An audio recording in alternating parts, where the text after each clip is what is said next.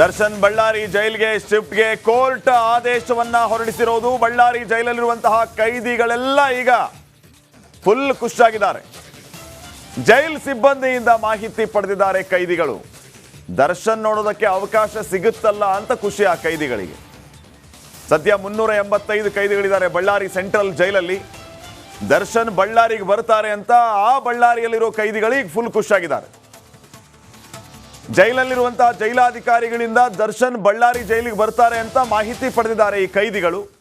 385 ಕೈದಿಗಳಿರೋದು Ballari central ಜೈಲಲ್ಲಿ.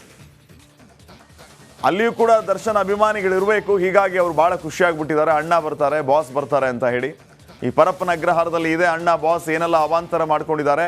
ಈಗ ಅಲ್ಲಿಂದ ಬಳ್ಳಾರಿಗೆ ಶಿಫ್ಟ್ ಆಗ್ತಾ ಇರೋದು. ಅಲ್ಲಿ ಕಥೆ ಏನು, ಈಗ ಪೊಲೀಸ್ ನಿಗಾ ವಹಿಸುವಂಥ ಕೆಲಸವನ್ನ ಮಾಡ್ತಾ ಇದೆ. ಈಗಾಗಲೇ ಭದ್ರತೆ, CCTV ಕ್ಯಾಮೆರಾ, ಹೀಗೆ ಇತ್ಯಾದಿ ಎಲ್ಲವೂ ಕೂಡ ಜೈಲಾಧಿಕಾರಿಗಳ ಅಣತಿಯಂತೆ ಮತ್ತು ಹಿರಿಯ ಪೊಲೀಸ್ ಅಧಿಕಾರಿಗಳ ಅಣತಿಯಂತೆ ನಡೀತಾ ಇದೆ. ಚಿತ್ರದುರ್ಗದ ರೇಣುಕಾ ಸ್ವಾಮಿ ಕೊಲೆ ಪ್ರಕರಣದ ಪ್ರಮುಖ ಆರೋಪಿ ದರ್ಶನ್ ಅವರನ್ನ ಇದೀಗ ಪರಪ್ಪನ ಅಗ್ರಹಾರ ಜೈಲಿನಿಂದ ಬಳ್ಳಾರಿಯ ಸೆಂಟ್ರಲ್ ಜೈಲ್ಗೆ ಶಿಫ್ಟ್ ಮಾಡಬೇಕು ಅಂತ ನ್ಯಾಯಾಲಯ ಏನು ಆದೇಶ ಕೊಟ್ಟಿದೆ, ಅದರ ಬೆನ್ನಲ್ಲೇ ಬಳ್ಳಾರಿಯ ಸೆಂಟ್ರಲ್ ಅಂದರೆ ಕೇಂದ್ರೀಯ ಕಾರಾಗೃಹದಲ್ಲಿ ಎಲ್ಲ ರೀತಿಯ ಹೈ ಅಲರ್ಟ್ಗಳನ್ನು ಈಗ ಜೈಲಿನ ಅಧಿಕಾರಿಗಳು ಮಾಡಿಕೊಂಡಿರ್ತಕ್ಕಂಥದ್ದು. ಈ ದೃಶ್ಯದಲ್ಲಿ ನೀವು ನೋಡ್ಬೋದು, ಪ್ರತಿನಿತ್ಯ ಈ ಒಂದು ಜೈಲಿನ ಗೇಟು ತೆರೆದಿರ್ತಾ ಇತ್ತು. ಆದರೆ ಇದೀಗ ಈ ಒಂದು ಅಂದರೆ ಕೋರ್ಟಿನ ಆದೇಶ ಬಂದ ಬಳಿಕ ಗೇಟನ್ನು ಲಾಕ್ ಮಾಡಿರ್ತಕ್ಕಂಥದ್ದು. ಅಂದರೆ ಯಾರನ್ನೂ ಕೂಡ ಒಳಗೆ ಬಿಡ್ತಾ ಇಲ್ಲ, ಕೇವಲ ಸಿಬ್ಬಂದಿ ಮಾತ್ರ ಹೊರಗಡೆ ಬರೋದು ಹೋಗೋದು ಮಾಡ್ತಾ ಇರ್ತಕ್ಕಂಥದ್ದು. ಇಲ್ಲಿ ಪ್ರಮುಖವಾಗಿ ಗಮನಿಸಬೇಕಾದ ಅಂಶ ಏನು ಅಂದರೆ, ಇವತ್ತು ಮಧ್ಯರಾತ್ರಿ ವೇಳೆಗೆ ನಟ ದರ್ಶನ್ ಅವರನ್ನ ಈ ಒಂದು ಜೈಲಿಗೆ ಕರೆದುಕೊಂಡು ಬರ್ತಕ್ಕಂಥ ಎಲ್ಲ ಸಾಧ್ಯತೆಗಳು ಇರ್ತಕ್ಕಂಥದ್ದು. ಈಗಾಗಲೇ ಜೈಲಿನ ಅಧಿಕಾರಿಗಳಿಗೆ ಅವರ ಮೇಲಾಧಿಕಾರಿಗಳು ಮಧ್ಯಾಹ್ನವೇ ಅಲರ್ಟ್ ಆಗಿರುವಂತೆ ಸೂಚನೆಯನ್ನು ಕೊಟ್ಟಿದ್ದರು.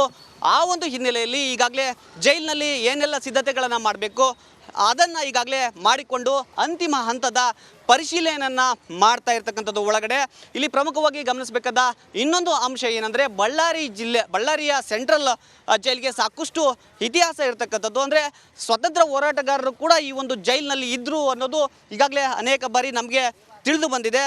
ಅಂತಹ ಒಂದು ಹೋರಾಟಗಾರರು ಇದ್ದಂಥ ಜೈಲಿಗೆ ಈಗ ನಟ ದರ್ಶನ್ ಅವ್ರನ್ನ ಕರ್ಕೊಂಡು ಬರ್ತಾ ಇರ್ತಕ್ಕಂಥದ್ದು ಒಂದು ಕಡೆ. ಆದರೆ ಇನ್ನೊಂದು, ಬಳ್ಳಾರಿ ಜೈಲು ರಾಜ್ಯದಲ್ಲಿ ಅತ್ಯಂತ ಕಠಿಣವಾದ ಕಾರಾಗೃಹ ಅಂತ ಈ ಹಿಂದೆ ಹಲವಾರು ಬಾರಿ ಪ್ರೂವ್ ಆಗಿತ್ತು. ಜನಾರ್ದನ್ ರೆಡ್ಡಿ ಅವರು ಕೂಡ ಇದೇ ಒಂದು ಜೈಲಿನಲ್ಲಿದ್ದರು. ಅದರಲ್ಲಿ ಪ್ರಮುಖವಾಗಿ ಭೀಮಾ ತೀರದ ಅಂತಹ ನಟೋರಿಯಸ್ ಕೊಲೆಗಡಕರನ್ನು ಕೂಡ ಈ ಜೈಲಿನಲ್ಲಿ ಇಟ್ಟಿದ್ರು. ಇದೀಗ ಅದೇ ಜೈಲಿಗೆ ದರ್ಶನ್ ಅವ್ರನ್ನ ಕರೆದುಕೊಂಡು ಬರ್ತಾ ಇರ್ತಕ್ಕಂಥದ್ದು. ಇನ್ನೊಂದು ಅಂಶವಾದರೆ, ಬಳ್ಳಾರಿಯ ಸೆಂಟ್ರಲ್ ಜೈಲಿನಲ್ಲಿ ಸುಮಾರು 490 ಕೈದಿಗಳನ್ನು ಅಂದರೆ ಇಡುವಷ್ಟು ಸಾಮರ್ಥ್ಯ ಇರ್ತಕ್ಕಂಥದ್ದು. ಸದ್ಯ ಬಳ್ಳಾರಿ ಜೈಲಿನಲ್ಲಿ 385 ಕೈದಿಗಳಿದ್ದಾರೆ.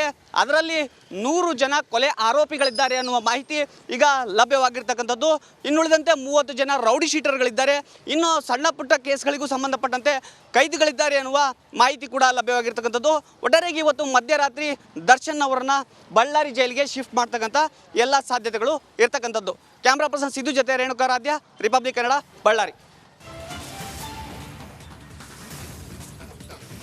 ಕೊನೆಗೂ ಡಿ ಗ್ಯಾಂಗ್ ಛಿದ್ರವಾಗಿದೆ. ಪರಪ್ಪನ ಅಗ್ರಹಾರದಲ್ಲಿ ಬಿಂದಾಸ್ ಆಗಿದ್ದ ಪೊರ್ಕಿಗೆ ಕೋರ್ಟ್ ಶಾಕ್ ಕೊಟ್ಟಿದೆ.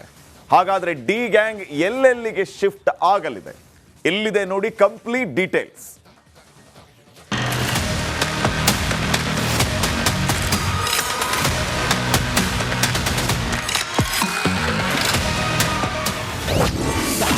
ಜೈಲಿನಲ್ಲಿದ್ದ ಪೊರ್ಕಿ ಗ್ಯಾಂಗ್ ಛಿದ್ರ. ಬಳ್ಳಾರಿ ಜೈಲಿಗೆ ದರ್ಶನ್, ಉಳಿದವರು ಶಿಫ್ಟ್. ಸೆಂಟ್ರಲ್ ಜೈಲ್ ಕಂಬಿಗಳ ಹಿಂದೆ ಇದ್ರೂ ಪೊರ್ಕಿಯದ್ದೇ ಕಾರುಬಾರು. ರೌಡಿ ಶೀಟರ್ಗಳ ಜೊತೆ ಕುಳಿತು ಹರಟೆ ಹೊಡೆಯುತ್ತಾ ದಾಸನದ್ದೇ ದರ್ಬಾರ್ ಮಾಡಿದ್ದ ಪೊರ್ಕಿ ಈಗ ಬಳ್ಳಾರಿ ಜೈಲಿಗೆ ಶಿಫ್ಟ್ ಆಗಿದ್ದಾನೆ.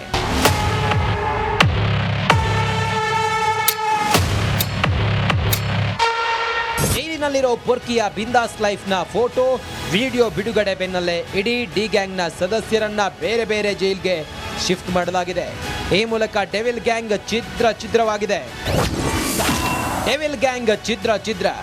ಪವಿತ್ರ ಗೌಡ A1 ಆರೋಪಿ, ಪರಪ್ಪನ ಅಗ್ರಹಾರ ಜೈಲು. ದರ್ಶನ್ A2 ಆರೋಪಿ, ಬಳ್ಳಾರಿ ಜೈಲಿಗೆ ಶಿಫ್ಟ್. ಪವನ್ A3 ಆರೋಪಿ, ಮೈಸೂರು ಜೈಲಿಗೆ ಶಿಫ್ಟ್. ರಾಘವೇಂದ್ರ A4 ಆರೋಪಿ ಮೈಸೂರು ಜೈಲು. ನಂದೀಶ್ A5 ಆರೋಪಿ ಮೈಸೂರು ಜೈಲಿಗೆ ಶಿಫ್ಟ್. ಜಗದೀಶ್ A6 ಆರೋಪಿ ಶಿವಮೊಗ್ಗ ಜೈಲು. ಅನುಕುಮಾರ್ A7 ಆರೋಪಿ ಪರಪ್ಪನ ಅಗ್ರಹಾರ ಜೈಲು. ರವಿ A8 ಆರೋಪಿ ತುಮಕೂರು ಜೈಲು. ಧನರಾಜ್ A9 ಆರೋಪಿ ಧಾರವಾಡ ಜೈಲಿಗೆ ಶಿಫ್ಟ್. ವಿನಯ್ A10 ಆರೋಪಿ ವಿಜಯಪುರ ಜೈಲಿಗೆ ಶಿಫ್ಟ್. ನಾಗರಾಜ್ A11 ಆರೋಪಿ ಗುಲ್ಬರ್ಗಾ ಜೈಲಿಗೆ. ಲಕ್ಷ್ಮಣ್ A12 ಆರೋಪಿ ಶಿವಮೊಗ್ಗ ಜೈಲು. ದೀಪಕ್ A13 ಆರೋಪಿ ಪರಪ್ಪನ ಅಗ್ರಹಾರ ಜೈಲು. ಪ್ರದೋಷ್ A14 ಆರೋಪಿ ಬೆಳಗಾವಿ ಜೈಲು. ಕಾರ್ತಿಕ್ A15 ಆರೋಪಿ ತುಮಕೂರು ಜೈಲಿಗೆ ಶಿಫ್ಟ್. ನಿಖಿಲ್ A17 ಆರೋಪಿ ತುಮಕೂರು ಜೈಲು. ಕೇಶವಮೂರ್ತಿ A16 ಆರೋಪಿ ತುಮಕೂರು ಜೈಲು. ಜೈಲಲ್ಲಿ ಬಿಂದಾಸ್ ಲೈಫ್ನ ಫೋಟೋ ವಿಡಿಯೋ ಬಿಡುಗಡೆ ಬಳಿಕ ಎಚ್ಚೆತ್ತ ಸರ್ಕಾರ 24ನೇ ACMM ನ್ಯಾಯಾಲಯದಿಂದ ಆದೇಶದಂತೆ ಡಿ ಗ್ಯಾಂಗ್ನ ಬಹುತೇಕ ಎಲ್ಲ ಸದಸ್ಯರು ಬೇರೆ ಬೇರೆ ಜೈಲಿಗೆ ಶಿಫ್ಟ್ ಆಗಿದ್ದಾರೆ. Bureau report, republic Kannada. Darshan video call ಬಗ್ಗೆ ವರದಿ ಮಾಡಿದ್ದಕ್ಕೆ ಪೊರ್ಕಿ ಪಟಾಲಂಗಳು ಗೂಂಡಾಗಿರಿ ಮಾಡಿದ್ದಾರೆ. ರೌಡಿ ಶೀಟರ್ ಸತ್ಯನ ಚೇಲಾಗಳು ರಿಪಬ್ಲಿಕ್ ಕನ್ನಡದ ವರದಿಗಾರರ ಮೇಲೆ ಹಲ್ಲೆಗೆ ಯತ್ನಿಸಿದ್ದಾರೆ.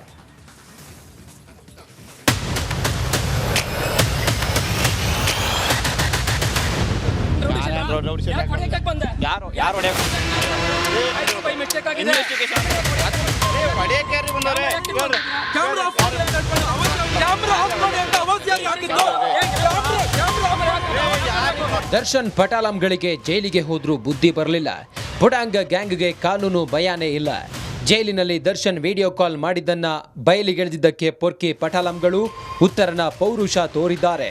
ರಿಪಬ್ಲಿಕ್ ಕನ್ನಡದ ವರದಿಗಾರರ ಮೇಲೆಗೆ ಹಲ್ಲೆ ಮಾಡೋಕೆ ಯತ್ನಿಸಿದ್ದಾರೆ.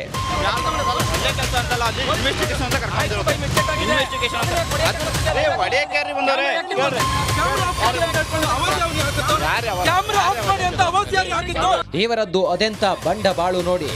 ಮಾಡಿದ್ದು ತಗಡು ಕೆಲಸ, ಆದ್ರೂ ದಿಮಾಕಿಗೇನು ಕಡಿಮೆ ಇಲ್ಲ. ದರ್ಶನ್ ವಿಡಿಯೋ ಕಾಲ್ ಬಗ್ಗೆ ವರದಿ ಮಾಡಿದ್ದಕ್ಕೆ ಸತ್ಯನ ಚೇಲಾಗಳು ನಮ್ಮ ವರದಿಗಾರರ ಮೇಲೆಗೆ ಹಲ್ಲೆ ಮಾಡೋಕೆ ಮುಂದಾದ್ರು.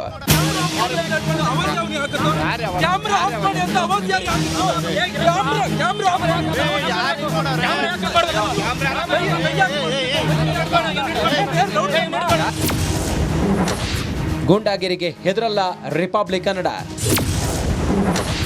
ನಿಮ್ಮ ತಗಡು ಕೆಲಸ ತೋರಿಸಿದ್ರೆ ಉರಿನಾ? ಅಷ್ಟಕ್ಕೂ ಆಗಿದ್ದೇನು ಅಂತಾನೆ ಹೇಳ್ತೀವಿ ಕೇಳಿ. ಜೈಲಿನಲ್ಲಿರೋ ದರ್ಶನ್ಗೆ ರೌಡಿ ಶೀಟರ್ ಸತ್ಯ ವಿಡಿಯೋ ಕಾಲ್ ಮಾಡಿದ್ದ.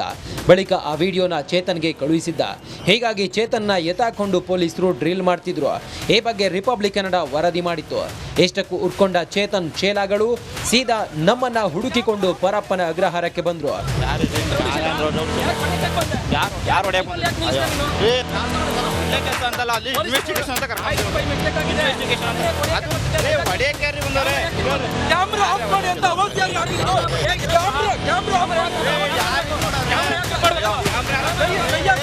ಸೀದಾ ಬಂದವರೇ ನಮ್ಮ ಆನೇಕಲ್ ವರದಿಗಾರ ಹಾಗೂ ಆಂಕರ್ ನಿಕೇಶ್ ಮೇಲೆ ಚೇತನ್ ಬೆಂಬಲಿಗರು ಹಲ್ಲೆಗೆ ಮುಂದಾದ್ರು. ಚೇತನ್ ಸಹೋದರ ಮಧು ರಿಪಬ್ಲಿಕ್ ಕನ್ನಡ ಕ್ಯಾಮ್ರಾವನ್ನ ಆಫ್ ಮಾಡೋಕೆ ಯತ್ನಿಸಿದ. ಕ್ಯಾಮ್ರಾಮನ್ ಮಂಜು ಹಾಗೂ ತಾಜ್ ಮೇಲೆ ಹಲ್ಲೆಗೆ ಯತ್ನಿಸಿದ.